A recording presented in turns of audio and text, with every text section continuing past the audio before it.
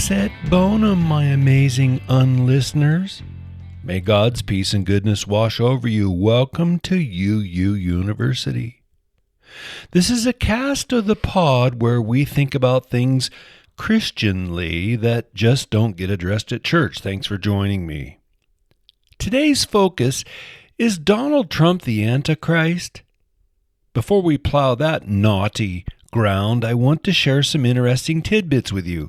Oh, and to change things up, I'll introduce each thought vignette today with a soothing gong sound. That way you'll know I'm transitioning to a new topic. And if you have feedback for me, per usual, email me at uncensoredunprofessor@gmail.com. But first, hey, listen, if you live in SoCal, as so many millions of UU listeners do, and you need some roof repair work, or need a new roof, or have a commercial building that needs a roof, call Gallerini Roofing. 714-244-6567. They've been in business for over 3 decades, so they've done many different kinds of jobs: commercial buildings, churches, restaurants, and of course, residential homes.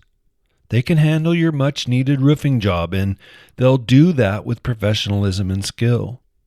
Give Gallerini Roofing a call at 714-244-6567. They're licensed and insured. They have outstanding integrity.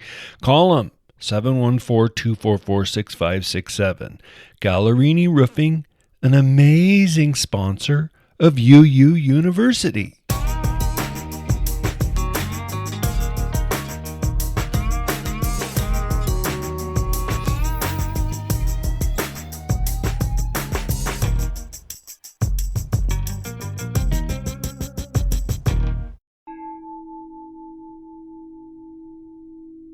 My health? Yeah, thanks. So many of you have been axing me. Thanks for your concern. Unbelievably, it's been 11 weeks since I got my pacemaker. My heart is swelling with gratitude. I've been granted 11 additional weeks of life, weeks on end of gratitude for green on blue. On Friday, February 13th, here in 2026, the year of our Lord, I drove myself to the ER. 24 hours later, I was home with my new silver buddy, a little round, $half-sized Boston Scientific pacemaker. 8 days later, I noticed my left arm was quite swollen. Back to the ER. I had a sizable blood clot in my upper left arm, so they put me on a 3-month run of Eliquis. Then, with that, Eliquis caused a minor but quite noticeable bleed behind my left eye. Go away, you weird shadow. Go away, bright flashes of light over there on my periphery. Then, thank you, Eliquis, I developed another blood leak. This time it was in my upper GI, so, back to the ER. A few weeks ago, I had an endoscopy. They fixed the GI leak. I was very grateful for that. So, while it's been one thing after another for a couple months, on the whole, I feel great. Everyone who's a nurse, hey, you listeners, Kaylee, Julie, Andrew, thank you. Everyone who's a technician, a lab worker, a medical administrator, phlebotomists, doctors, EMTs, PAs, RNs, thank you for what you do. You help so many people, and you really help me. I have noticed over the last few weeks that I'm a bit more emotional, weepy. My heart is filled with love. I find myself wanting to express my gratitude and love more openly. The truth is, I'm thankful for life. I realize every day is a gift. Every day of health is a triple gift. So many, much more prayers of thankfulness are spilling out of me. I'm alive.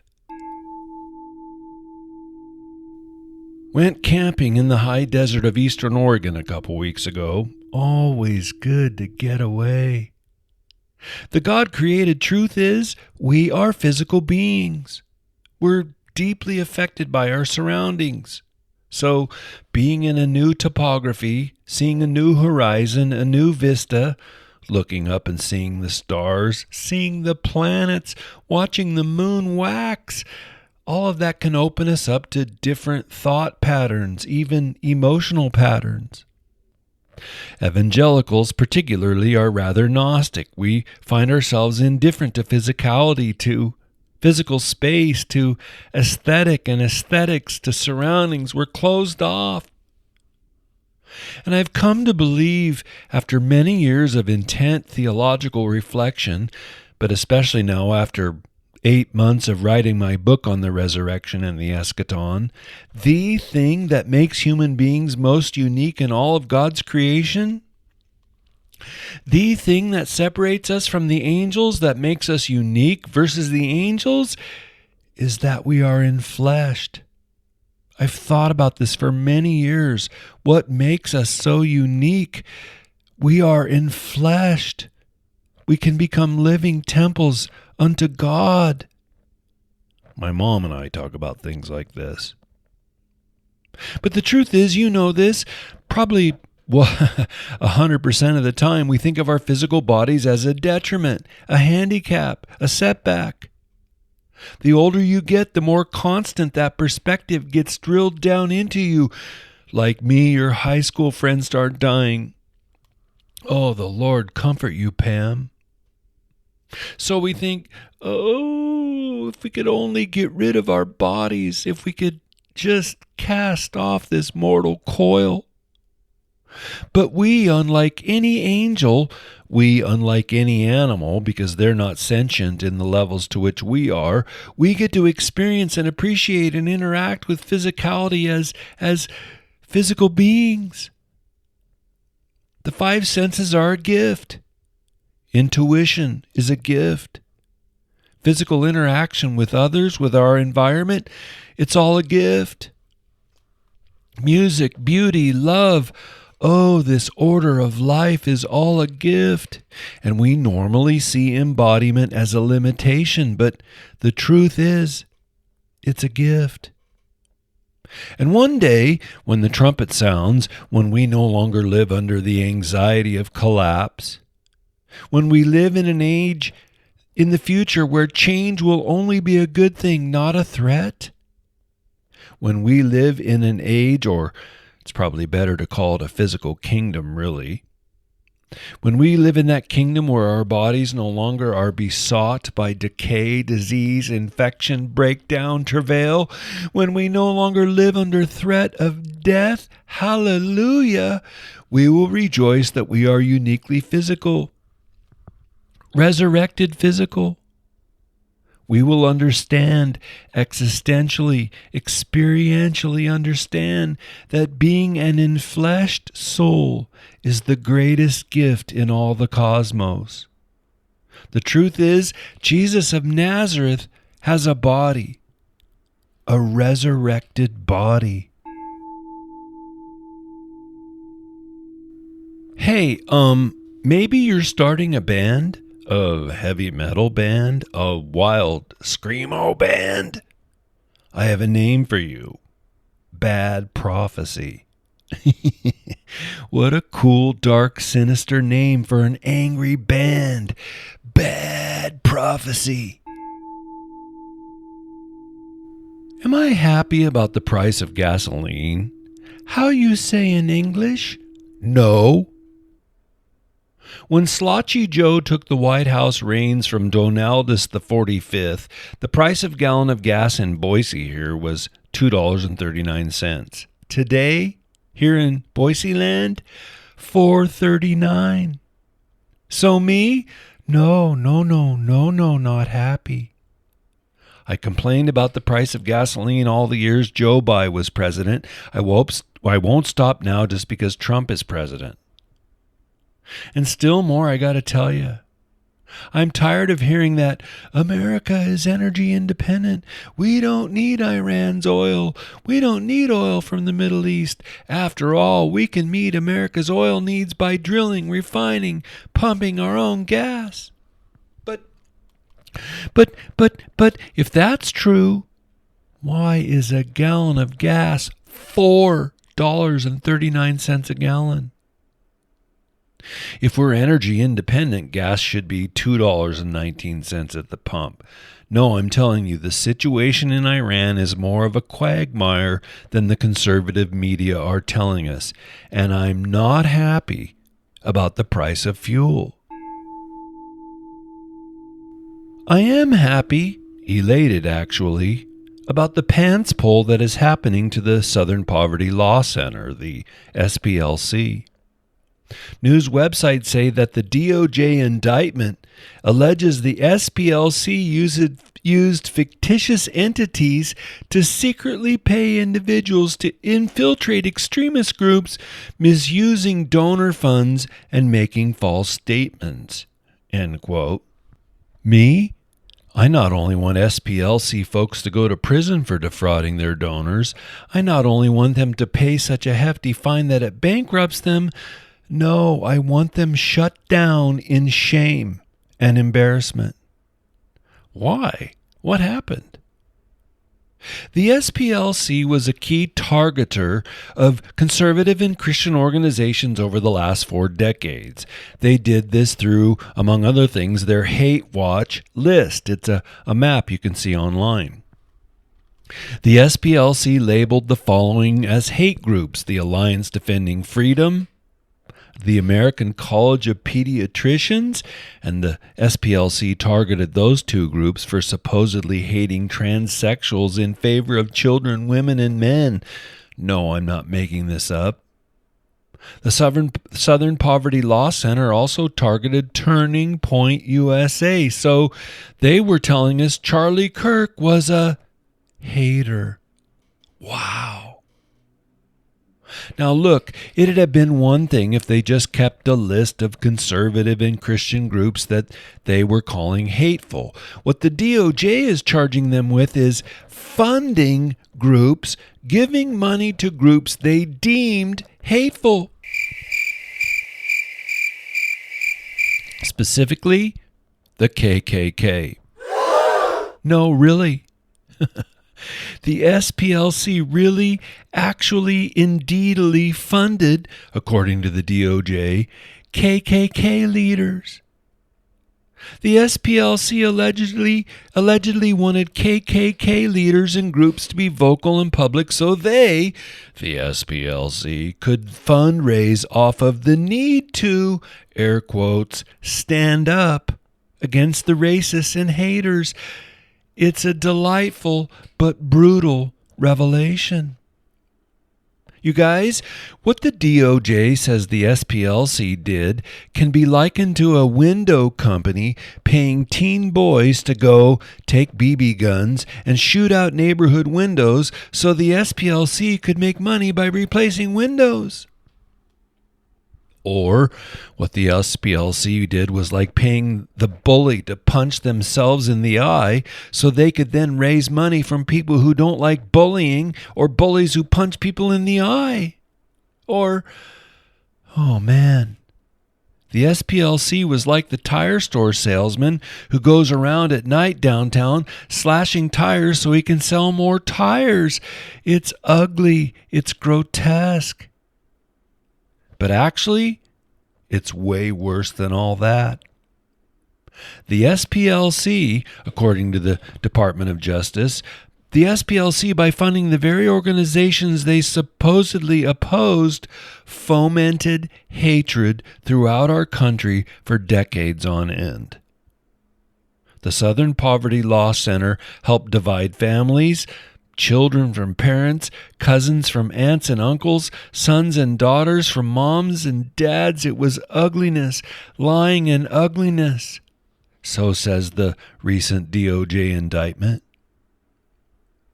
And then, still worse for me, the theologian, I think of Charlottesville.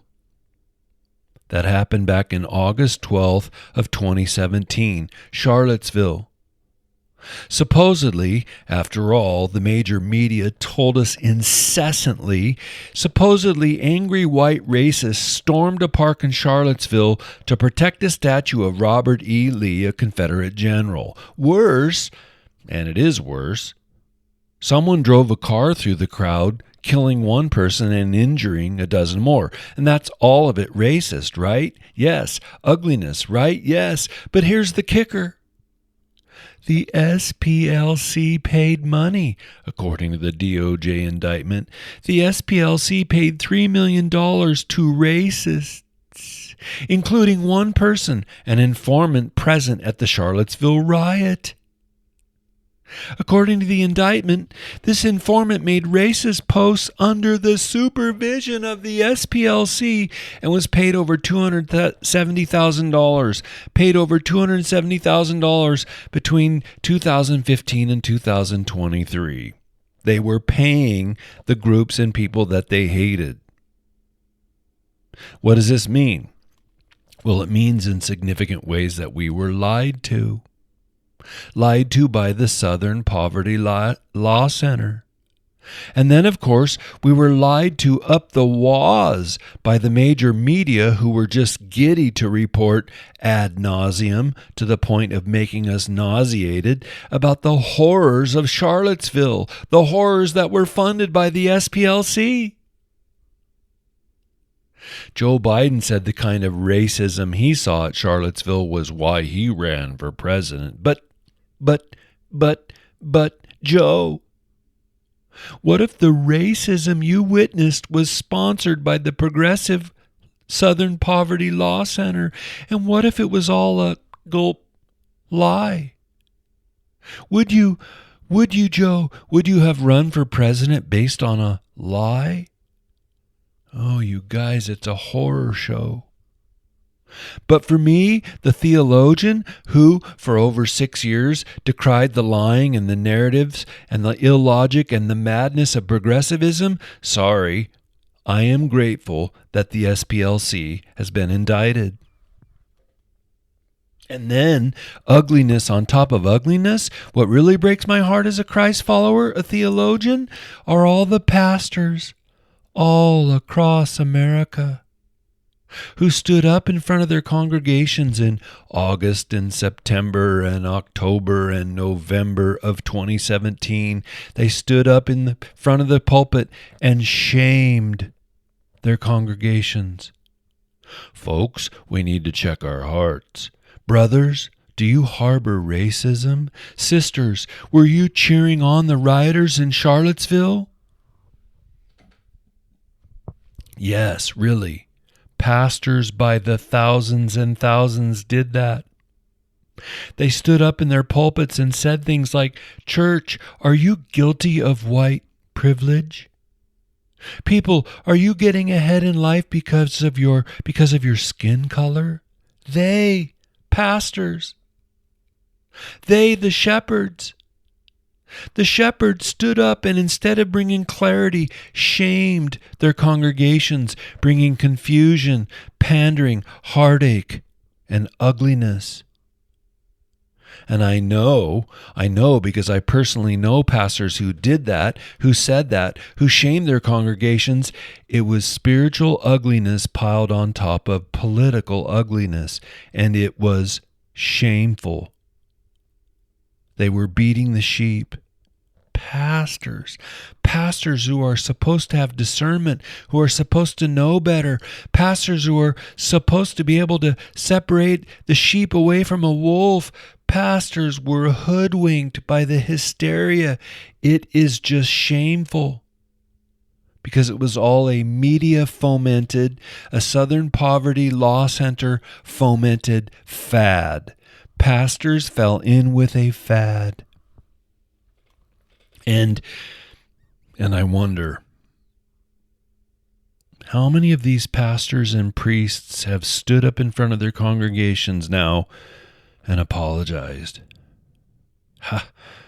How many pastors, now that the SPLC has been indicted, will stand up and apologize to their congregations? Oh, folks, I owe you a massive apology. I was a fool. I was played like a guitar. I was programmed, and I in turn came after you, and I Oh, I shamed you, and oh, forgive me, I guilted you. I accused you of racism when I can in no way see into your hearts. How many? How many? How many have apologized, these pastors? No, praise God, the curtain is being pulled on the SPLC. I only hope the curtain will now be pulled on thousands of pastors who have no business guiding their congregations.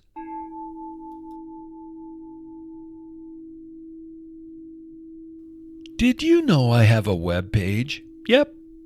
You can go there and either go down to the topics bar in the middle of the web page where all my series are listed out there, or you can type your query in the search panel. But I have 8 years, 466 plus shows, 8 years full of content that you can access for free. I've done series on world religions, science and faith, the Reformed Arminian controversy. I've done episodes on the Trinity and beauty and contemporary issues. I did a series on sex in the Bible, a cutting-edge series called The Cult of the Now. There is a veritable encyclopedia of UU University lessons in thinking through our Christian faith here in the 21st century. Go to www.uncensoredunprofessor.com. Here's one that hit me the other day. I work a couple days a week at the golf course inside the pro shop. When I opened the door for the beer company delivery man, he had, 8 to 9 cases of beer he was trying to wheel in on a hand dolly. When I opened the door for him, he looked at me and said, "I appreciate you." It's a phrase, "I appreciate you," I've been hearing more often lately, and of course it's an expression of kindness. But when he said it to me, it existentially hit me. Wow, he appreciates me as a person. Now, we'd never met before, so I didn't know that he knew I was a theologian and a podcaster and a grandpa and a Christ follower. He appreciates me. He appreciates me. I don't know. He must know I root for the Oregon Ducks. he must know I love Spudlandia. I don't know, but I do know this. He appreciates me. If he had been a woman, I might have blushed. Such a generous compliment might be taken as a bit flirtatious, because I mean, it's a very generous compliment. I appreciate you. But what if you don't know me? Or what if I'm a lout? What if I want Idaho to collapse into the middle of the earth? Do you still appreciate me? That is so funny. Oh, shouldn't an expression of appreciation be, "I appreciate you for holding the door open for me," or "I appreciate that you had the foresight to make my job easier"? Wouldn't those have been more fitting? I don't know. But it just hit me in a way it hasn't hit me before. And man, looking back, I guess I earned it. Little old me, I'm appreciated.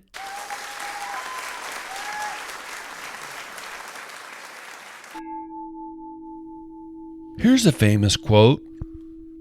Hypocrisy is a tribute that vice pays to virtue. That's the famous quote of La Rochefoucauld. Hypocrisy is a tribute that vice pays to virtue. So many folks today are not believers because of the hypocrisy of a pastor or a parent, a prominent evangelist, maybe a youth leader or a fiendish boss. Hypocrisy's hard on folks, which only shows again how much we're shaped by the people around us. But me, I don't believe, sorry DC talk, I don't believe that hypocrisy is the number one cause of disbelief, and I don't believe it's even close. No. I believe suffering and pain and loss and death, which all get converted into anger against God, the anger and hurt alienation of suffering, All of that turns people into atheists. Angry atheists. I believe death and loss are the number one causes of disbelief. But hypocrisy is really hard on folks. A few weeks ago, I read an article in the journal First Things. My listeners, do you want to grow in your faith? Subscribe to First Things. Want to grow in your appreciation for Christianity and Western culture? Subscribe to First Things. Want to grow in your own intellectual depth? Subscribe to First Things. I've been reading it for some 30 years. Thank you, Dennis, for putting that on my radar. But the carefully worded article I was reading was really about Christian civilization, a defense of Christian civilization, and he touched upon hypocrisy, and it got me to musing. Hypocrisy, especially regarding Christian hypocrisy, isn't all bad, and it's certainly not the worst sin. Allow me to explain. A couple weeks ago, President Trump was filmed reading the Bible out loud. There he was, the head of our nation's executive branch, standing there reading the Bible. Thanks for sending me that video, Bert. Now, me, normally, across my adult life, when I see a politician appealing to Christians or Christianity, I get wary. So much of the time they're just pandering. Me, no, I don't believe Trump is a Christian. Nor was Bill Clinton or Joe Biden or Barry Obama. Oh my goodness, you really dropped the ball on that one, Rick Warren. Sheesh, you betrayed the American church, Rick. I don't believe the presidents, so many of them in my adult lifetime have been Christians. And, well, yes, Jimmy Carter was a Christian, and he was the second worst president in my lifetime. No, I don't believe Trump's a Christian. But I really, really like, with all me heart, that he was reading the Bible aloud in the White House. Why is that? Because the referent is Christianity. The standard is Holy Writ. The thing to which the president was appealing was the Bible and Christianity and Christians. And is that hypocritical? I don't know. I'm not immediately going to try to discern Trump's heart, but I like that he was appealing to Christianity. That's a way better referent than if he were appealing to Satanism or Islam or progressivism or wokeism. I like that he's not kissing the ass of druids or anti-racist racists or materialists or drug lords or globalists or socialists. You see, Trump wasn't reading aloud from Dr. Spock's book on parenting. That's not the referent. Trump wasn't reading Deepak Chopra. Trump wasn't reading from the Quran because the Quran is not the referent here in America. Trump wasn't reading from the Communist Manifesto. Karl Marx's Communist Manifesto is not America's referent. Well, at least not yet. What is America's historic cultural referent? Christianity, the Bible. That the President of the United States feels the need to appeal to and make reference to and acknowledge the formative power of Christianity, that's a good thing. It's good for society. It's good for culture, good for shared existence. Is it hypocritical? Perhaps, I don't know. But hypocrisy is the tribute that vice pays to virtue. What do you say? Hypocrisy is the tribute that vice pays to virtue. Here we go. Is Donaldus Trumpus the Antichrist? If you read leftward Christian journalists, you're eventually going to run into that. Trump is the Antichrist himself. If you talk with woke church folk, you're going to hear it. I think Donald Trump is the Antichrist. Interesting. So you believe the Bible is true when it comes to sin and eternity? Oh, for goodness sake, no. The Bible is just an old dusty storybook. Oh, okay. Trump is the Antichrist, but the Bible is a hoax. Now I get your reasoning. Illogic logic much? Anyway, I thought this is a good one to address. Just what are the biblical rubrics for the Antichrist? Oh, and by the way, you guys, if you read heavyweight believing theologians, I'd say maybe half of them think the Antichrist will be an actual person, a man. The other half, again I'm referring to heavyweight believers who are theologians, the other half think Antichrist is or will be only be a spirit, or a mood, or a spiritual system, or a cultural system, or a value system, or a religious system which would be opposed to Christ and the things of Christ. Me, following lots of other scholars, I think it's both. In 1 John, John tells us there are many antichrists. Chapter 2, verse 18. How does John go about delineating Antichrist? By showing us that it concerns those who deny that Jesus in the flesh is the Christ, the Messiah, the Son of God. So Antichrist in John's thinking had greatly to do with denial of the incarnation. Well, denial of the incarnation coupled with gross immorality. It always seems to go to grotesque immorality. But it has centrally to do with denial of Christ's very identity. Here's what the Revelation says about Antichrist, and I thought this was interesting. It does not use the phrase Antichrist, not once. It uses symbolic terms like the beast or the dragon. When it uses the name Babylon, it's referring to a system of luxury, ostentatious luxury, imperialism, a system that hates God, hates Christ and truth, because those things get in the way of the system's power and luxury. But the words beast and dragon are personifications of the empire, Babylon, the God-hating system. The beast and the dragon, because they're interrelated, they are, after all rooted in the same spirit. They're both driven by the same dark energy, hatred for God that despoils everything. Their hatred despoils everything. We're watching it today. And I'm going to come back later to the category of empire, Babylon, when it comes to analyzing Trump. There's an opening salvo from the Revelation. What's Paul the Apostle say about the Antichrist? Well, like the Revelation, Paul never uses the exact word Antichrist. Why? I don't know.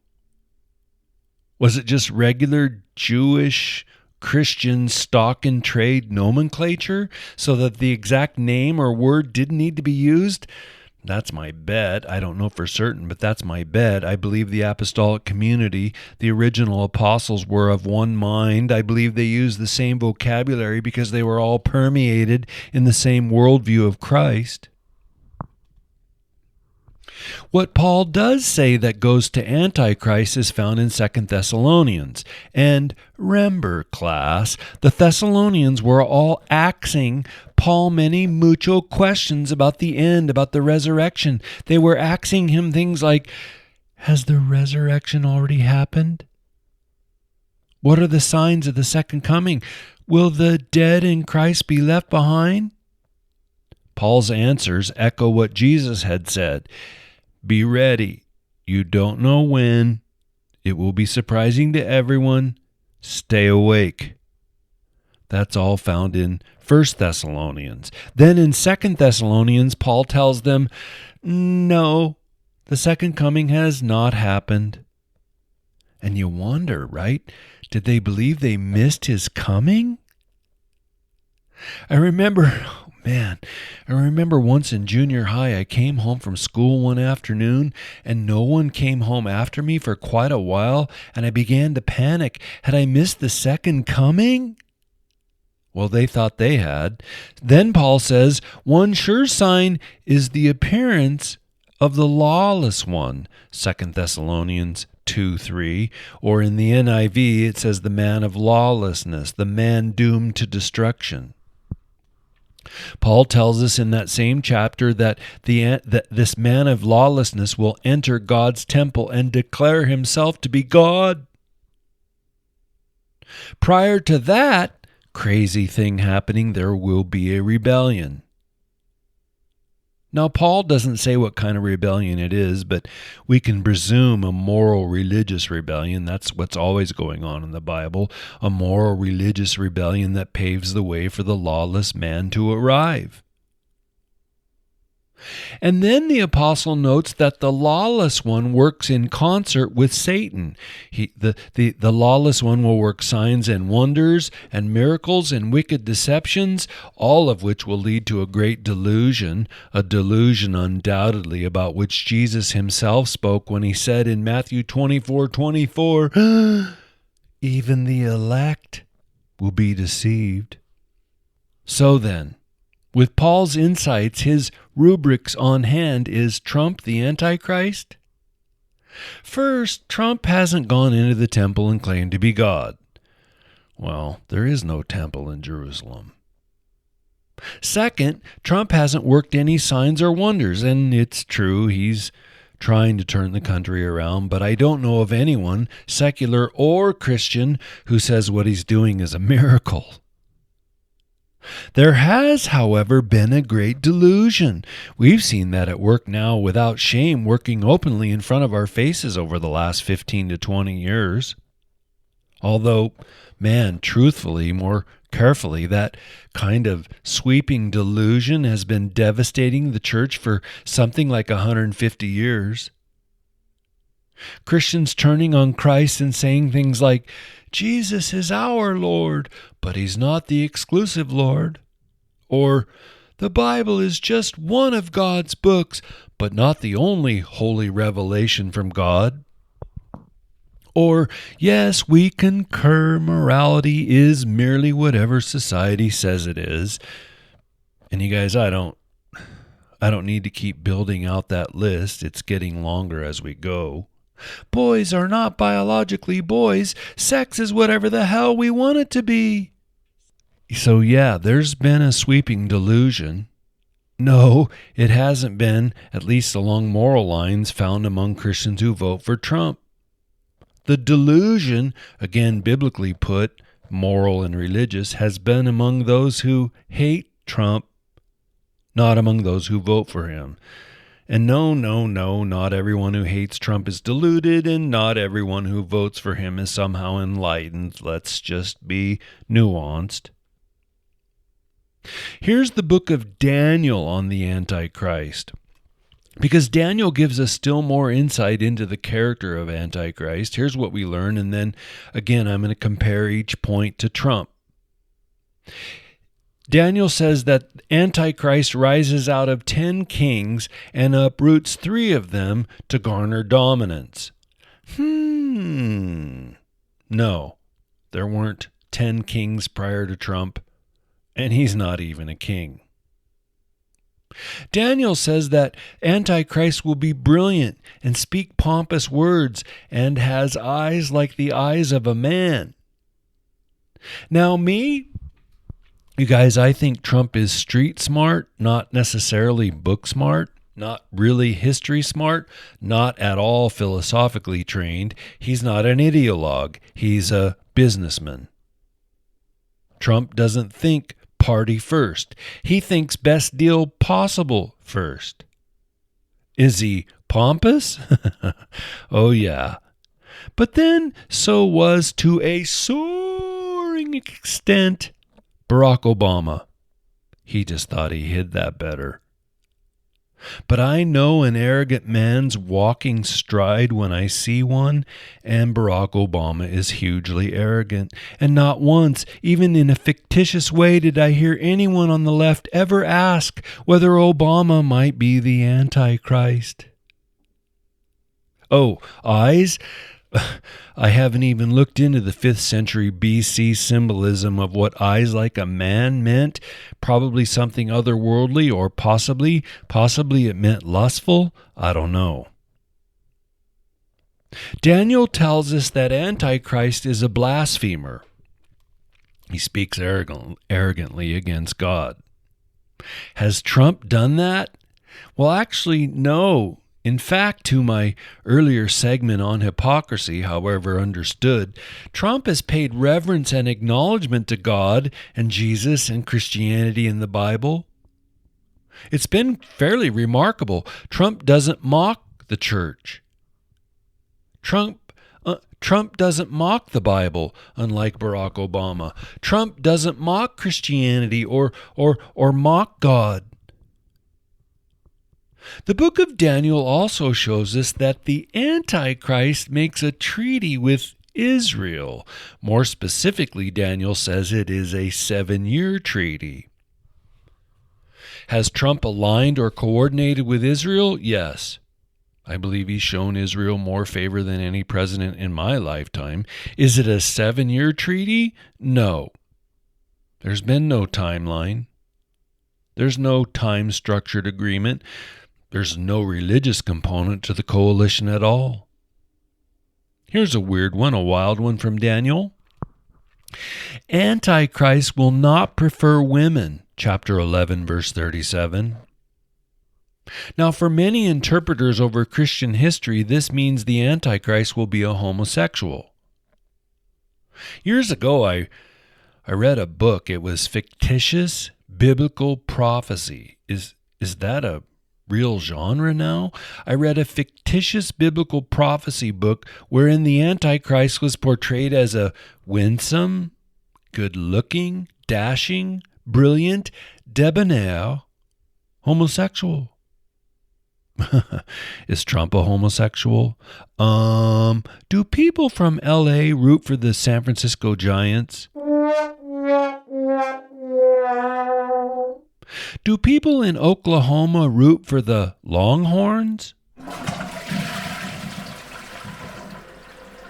If Donald Trump is homosexual, he's the most clever and clandestine gay in American history. Look he's a known womanizer, or was. I haven't heard that accusation since he ran for president in 2015-16. I haven't heard that thrown around. Maybe he was. But Trump's not a homosexual. The book of Daniel shows that Antichrist is supremely arrogant. Now, is Trump arrogant? Yeah. It sure seems so.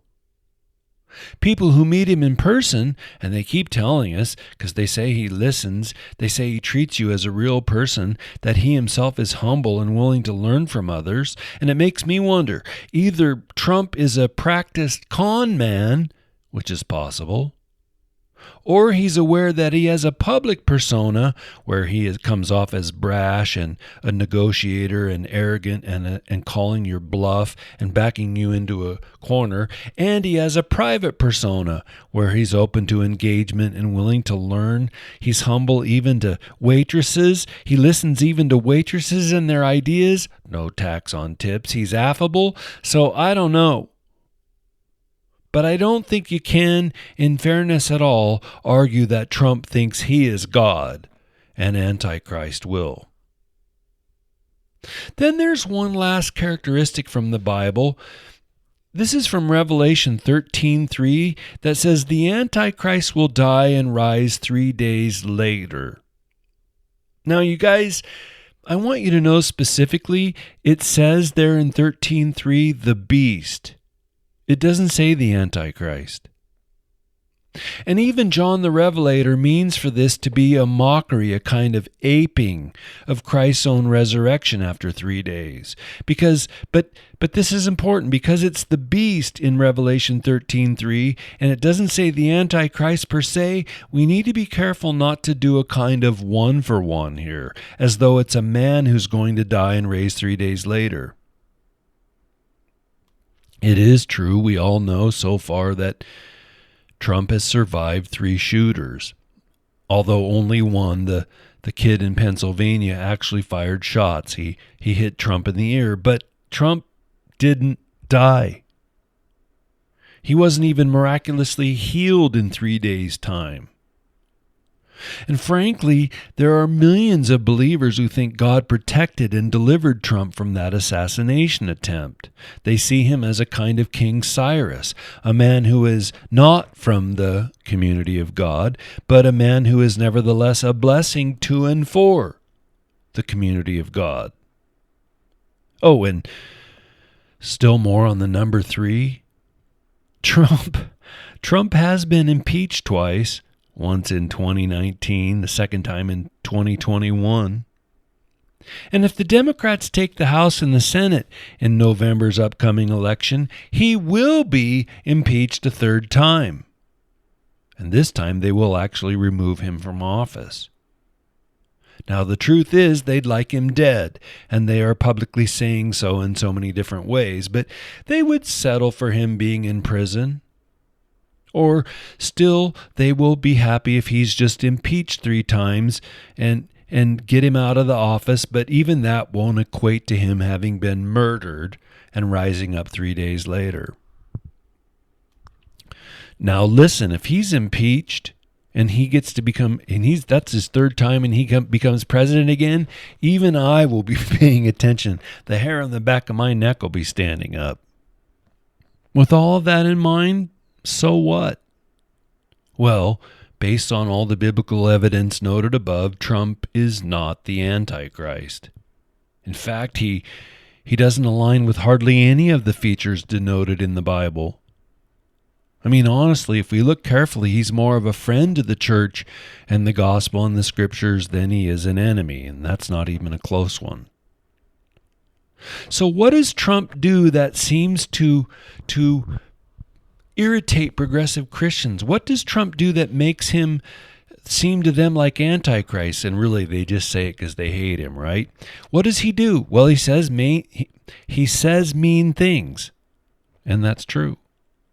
He tweets mean things. That's true.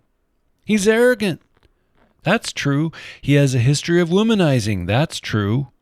Although, for goodness sake, if those things make someone suspicious as candidate for Antichrist, then nearly all 46 presidents ever were possible Antichrists. But again, his being a womanizer in his past would work against the tradition which asserts Antichrist will be gay.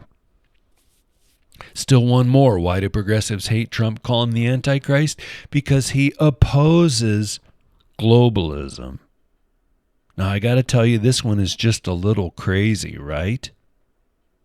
The Antichrist, if popular thinking wins out, the Antichrist will be a globalist. He will try to bring the world together under one flag, under one empire, his. But Trump? He's an American First leader. He isn't much at all interested in appealing to the globalists. So for the progressive Christians to hate him on this front, which they do, it belies their own value system, not Trump's. No, the deal is, you guys, the deal is that progressive Christians, and with them third-way Christians, because third-way church folk always lean left, always. Goodness, I've come to learn over 30 years of being a professor. I've come to learn over 9 years of casting the pod and reading culture and scrutinizing and studying and listening and observing the established pattern. Third way pastors always lean left. Third way Christians and progressives think Trump might be the Antichrist because of imperialism. They say he inculcates an empire mentality in believers. And this takes me back to the very first characteristic I noted with regard to the revelation, the empire. Is Donald Trump a man of empire? Yes. For his whole adult life, he was building the empire of Trump. For the last 5.5 years or so, he's been building the empire of America. And you guys, this is the one category that kind of resonates with me, a theologian, someone who studies the scriptures. The revelation is unanimous that empires that exalt themselves, empires that seek foremost power and luxury, are opposed to God and the things of God. So, does the United States seek to be the dominant player around the globe? Yes. Does the US of A seek to control the money and energy, the oil, around the globe? Yes. Does that mean our empire is evil? Or more, does that mean our empire is the beast, the whore of Babylon? This is where discernment becomes necessary. And frankly, my good listener, this is where a great cleaving is at work between Christians on the left and Christians on the right. Progressives hate America. Progressive Christians, at best, dislike America. And I won't go into their long list, but empire and imperialism is at the top of their list of reasons. Alternatively, conservative Christians generally love America. If you believe America is a force for good, generally speaking, then you'll doubt whether Trump might be the Antichrist. If you believe the USA is a force for ill, generally speaking, you might countenance the fact that Trump could be the Antichrist. But, like all nations, America is a mixed bag. America has done more to bless the planet than any nation in history by far. More suffering has been ended, more hunger has been ended, more malaria, more freezing to death, more dying of filthy water has been ended, more pestilence, all ended, more poverty, all ended, mostly by America. Sadly, America is also a great producer of pornography and violent porn and pedophilic porn and sadism. We're a great producer of addictive pharmaceutical drugs. We're a great producer of greed through capitalism, though, honestly, I'm one who believes people are generally greedy as a rule without capitalism. It's called original sin. America really, really likes to go to war. The older I get, the more weary of warfare I am, and I've talked carefully about my reasons on that, for that weariness in past episodes. Though, goodness sake, I should qualify. According to what I've said in earlier shows, I am indeed all in favor of Iran. Of all the nations on the planet, I'm in favor of Iran not having a nuke. Iran with a nuke would be far worse than NOCO with a nuke. Iran embodies a culture of death. But back to the topic. America is a mixed bag. More missionaries go out from the United States than any country. More Bibles are printed here and distributed. More Christian education and aid and hospitals and hospices and care centers and mercy ministries and orphanages all come out of the United States from Christians. And God bless him, Trump is in favor of all that, not opposed. But still, like all nations, we are a mixed bag. We have great, slimy, evil goop and amazing benevolence, and all of that spills out at the same time from out of our nation. And me again, that's why I'm a Christian first and an American second. Or as I said in a recent show, that's why I'm a Christian nationalist. I love both my faith and my country. Faith first. My faith in Christ, my status in Christ demands me to be critically loyal with regard to my country. Finally, today, for me, about Trump, he's not my pastor. He's not my priest. He is an And I'm saying this not to give him a pass, but he's a politician. He's not a role model. He's not a saint. He says and does things that make me cringe. And yet, I think he's the greatest president in my lifetime. He is so unique when you compare him to all the other politicians who've been president over my 60 years of life. He's so unique. And honestly, that is why he's so hated. He is not status quo. In the core of his person, he is a change agent. His very fabric is to be a change agent. And the status quo loathes change agents.